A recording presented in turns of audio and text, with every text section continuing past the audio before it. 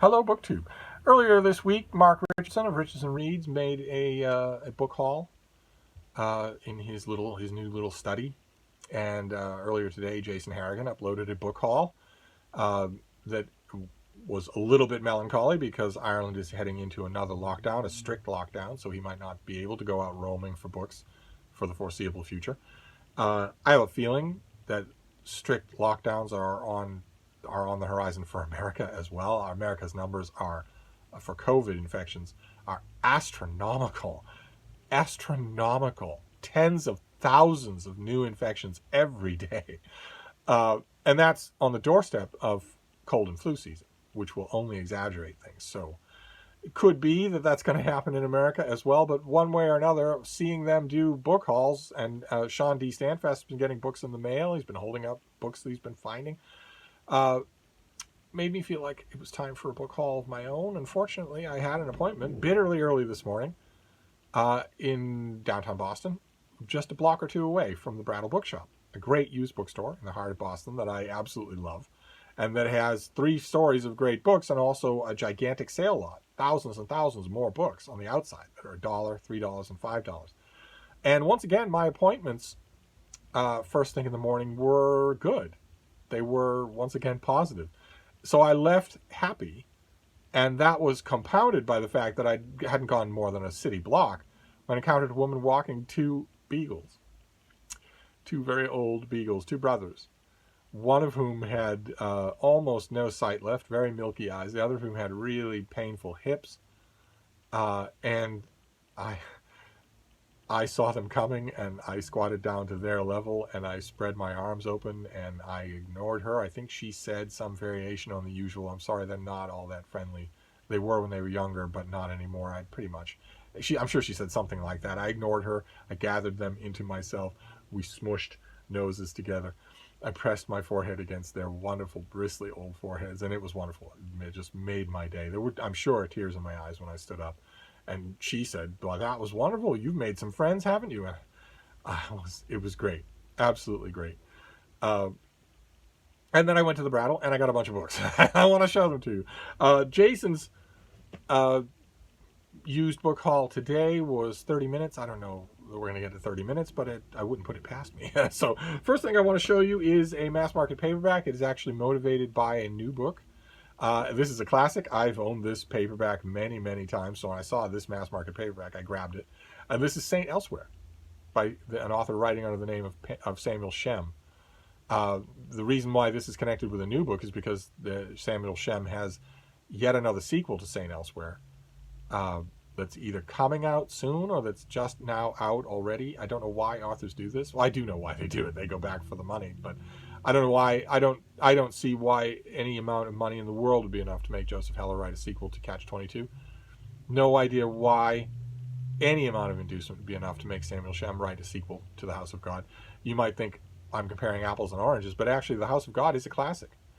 It's an underground classic, a cult classic. It was, I think, published in 1970 or something like that. It's the story of medical interns at a hospital in Boston that is pretty clearly identifiable as the old Beth Israel Hospital, and that describes the horrific, inhuman world of such a hospital, where interns get 4 hours of sleep every 3 days. They're on call, fully clothed, in a crappy little room just off the main hallway at all times. They're expected straight out of medical school to memorize whole libraries of information, and people's health and welfare is on the line. One of the great ongoing comedic riffs of the first part of this book is a wise old tending who says, the most effective doctor is the one who does the least. The more you do to the patients, the more you'll hurt them. So don't do anything. If you can, don't do anything. This caused a lot of conversations, and it shaped a lot of thinking about how medical school is conducted. It had a wider impact on the real world than is sometimes given credit.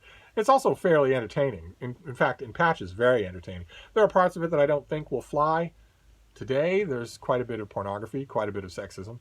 But ultimately, it's a wise and very eloquent book. And when I saw the new, I forget what the new one is called, best medical school ever, or something like that. Some take on one of the terms. This book is full of its own terminology. It's just full of it, including a term that Shem popularizes in this book for the second-rate hospital. Every major city has a first-rate, big, state-of-the-art teaching hospital. In Boston, it's Mass General, which is featured under a pseudonym in this book.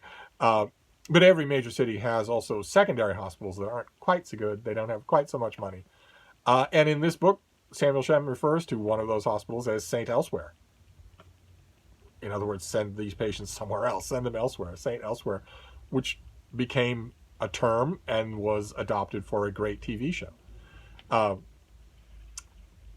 But I saw that the sequel was coming out, and I realized how long it's been since I read The House of God, and I want to reread it. And part of me, just for nostalgia's sake, is happy to have this edition, because this is the edition that I encountered it in originally. This mass market paperback sold like griddle cakes. The original hardcover, not so much. But this mass market paperback, it was everywhere. Every drugstore, every spinner rack, every airport, every train station, everywhere.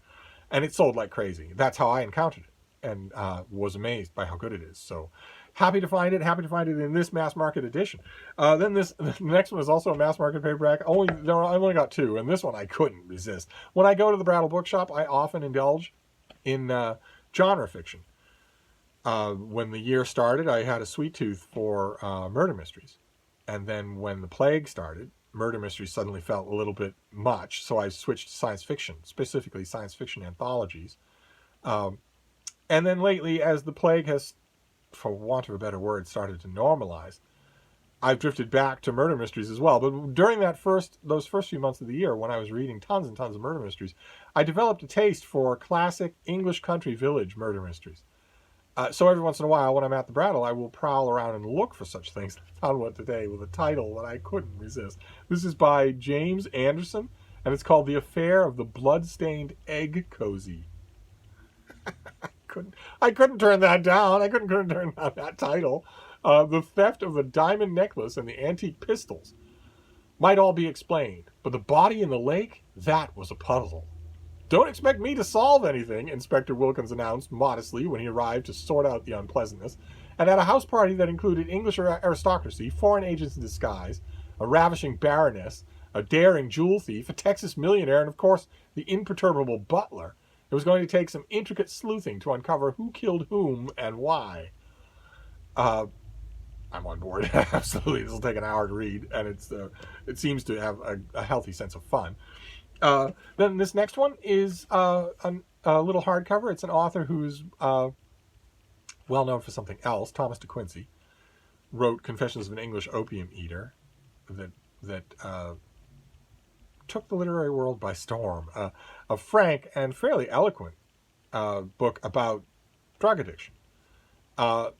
That has been ever since the thing of de Quincey's that is reprinted, the thing for which he's known, a one-book author, that sort of thing.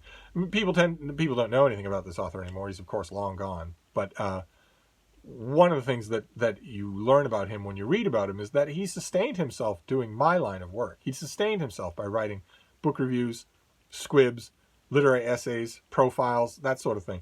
Freelance literary book chat. That is basically how he kept himself alive. He was never wealthy. He didn't make a good living off it, but he did that for his whole life. And there was a standard American edition of his works that came out.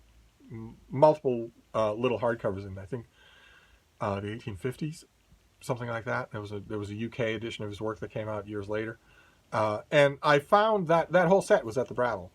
And I don't want it all. Of course, I don't want it all. But I found one that'll never be reprinted any other way. And it's this volume. These volumes aren't numbered, but this is biographical and historical essays of Thomas de Quincey. So this has Goethe and Shakespeare, essays on John Keats, William Godwin, William Hazlitt. And those are the sorts of things. It's going to come right in here. It's going to be right in this bookcase of books about books and authors. There are quite a few of these, and I'm sure I haven't read. And I know that de Quincey put time and effort into these pieces. He didn't just toss them off, as plenty of literary and letters men of his day did. He didn't do that. He sometimes poured real sweat into these things and took care with writing drafts of them.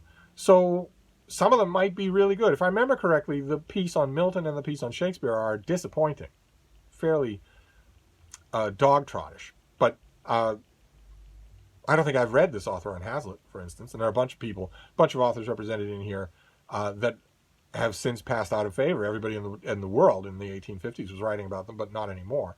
So this will be fascinating to do. And then up on that shelf, it will go. So that if I have, let's say, it won't happen, but let's say there was a new biography of William Hazlitt.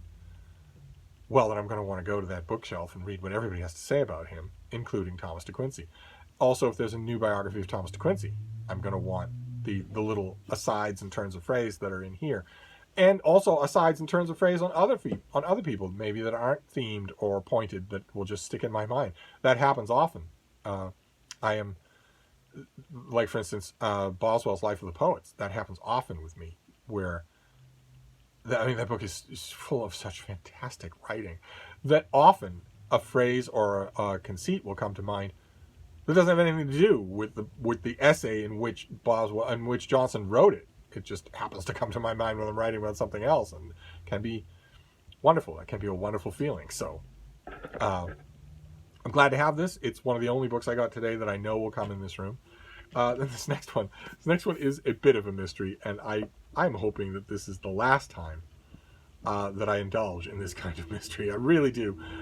This is a work of history. I read it and liked it, but I'm going to give it another try and just see what it is about this that keeps coming back to me. This is by Hugh Ambrose, who is, I believe, the son of Stephen Ambrose.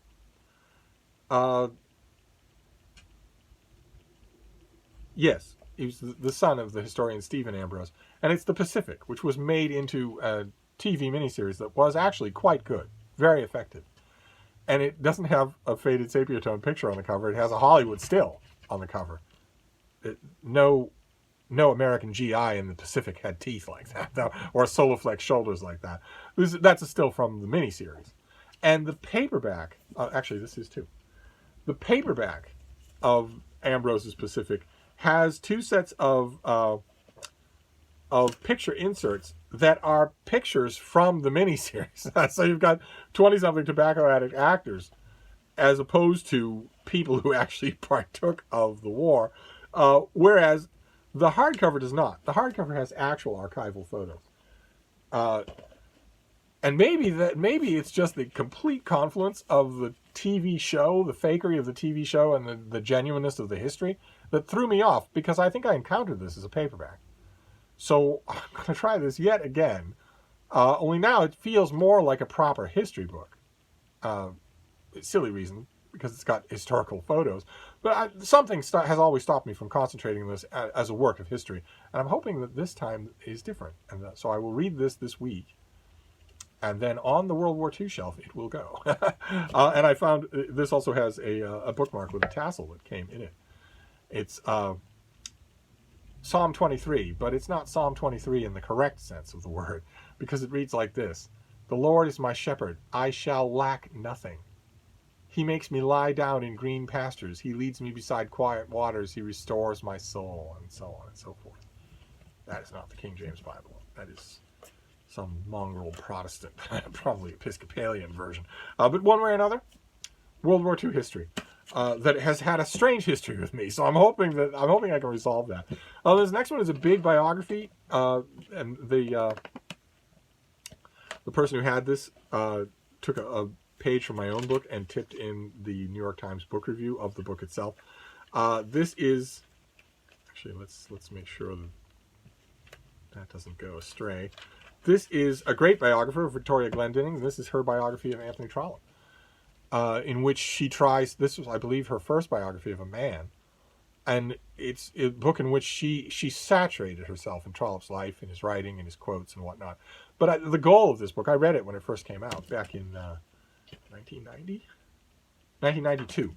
I read it when it first came out, and the goal, one of the goals of the book was to make the reader a little less comfortable with Trollope, examine him anew, as opposed to the most Victorian of Victorian writers, and that is borne out in the absolutely paradigm-shattering choice of cover photos, since that is Trollope without the whiskers. You wouldn't recognize him at all, except for the tiny little mousy glasses. But that was an intentional choice. Victoria Glendinning is a fantastic biographer. I love her work, and I have read this already, but I didn't keep it for whatever reason, and I'm obviously interested. I have a feeling that this has a strong chance of pulling me in completely.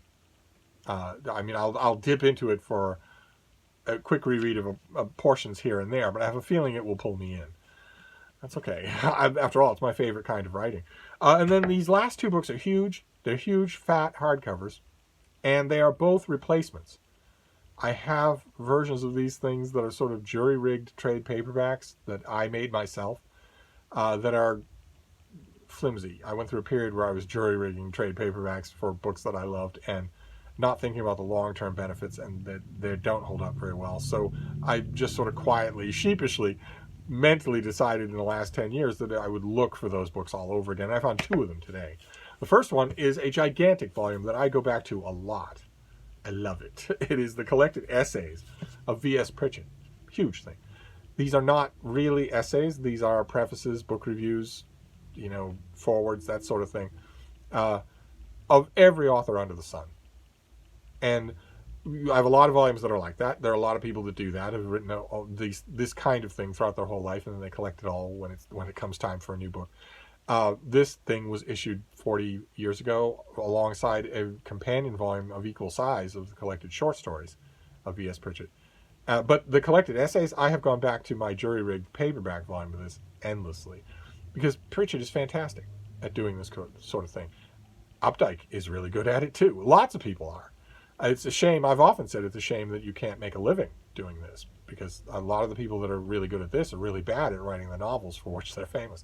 But one quality that Pritchett brings to this that he has in a greater degree than most other writers that I know, when you read Martin Amis or Julian Barnes or William Boyd or Gore Vidal or whatever, doing these kinds of collected prefaces, collected literary profiles and whatnot, you will be interested by their erudition. You will love the connections that they draw, all of those things. There are all sorts of various things that pieces like that can do to one degree of effectiveness or another.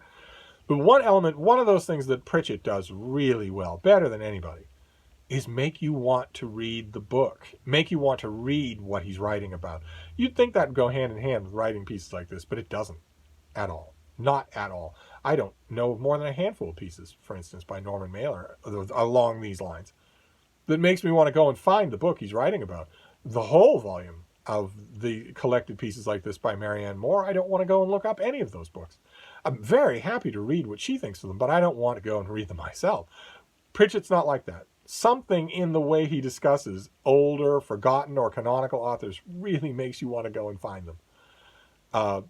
So it's a delight to have this in hardcover. That's fantastic. I'll just swap it out on that bookcase for my paperback. And then what will follow will be a tedious but pleasant occupation where I will set this down open on my desk.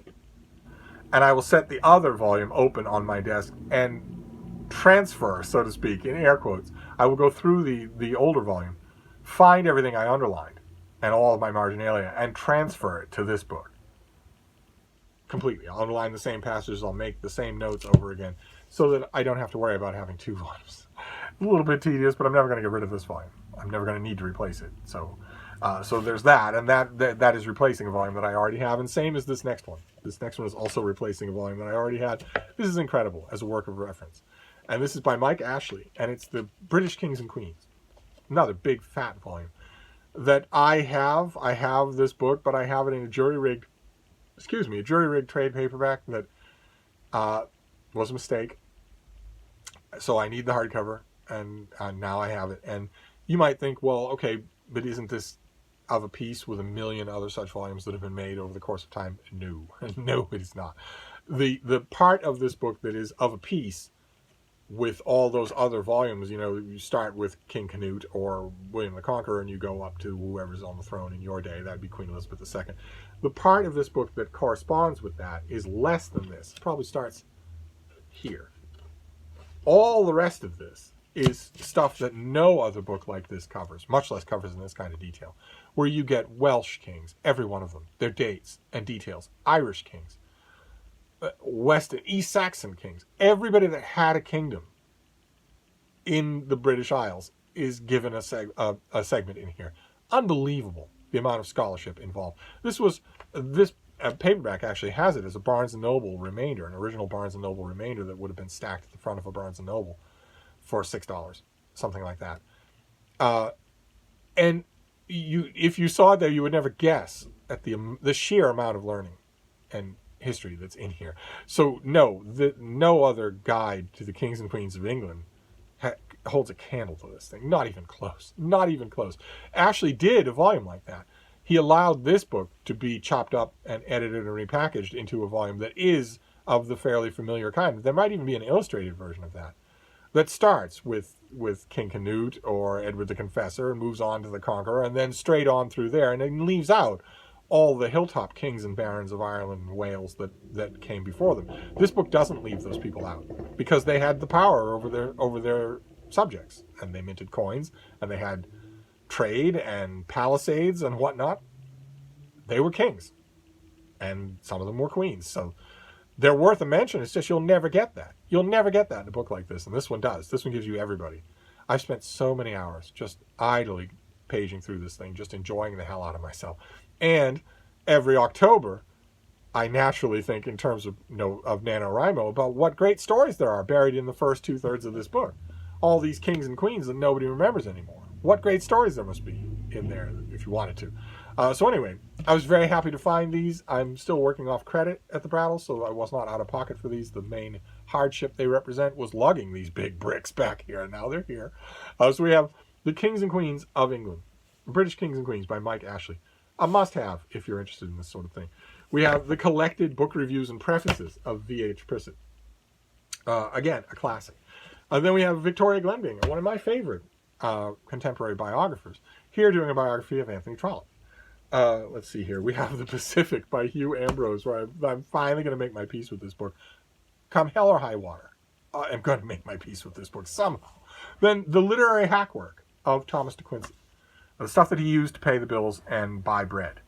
Then we have The Affair of the Bloodstained Egg Cozy.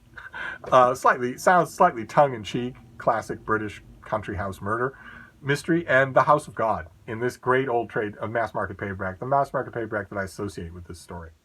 That I will reread. A lot of these are rereads that are slated for soon on Steve's docket because for one reason or another, either because it's been too long in the case of The House of God, or because I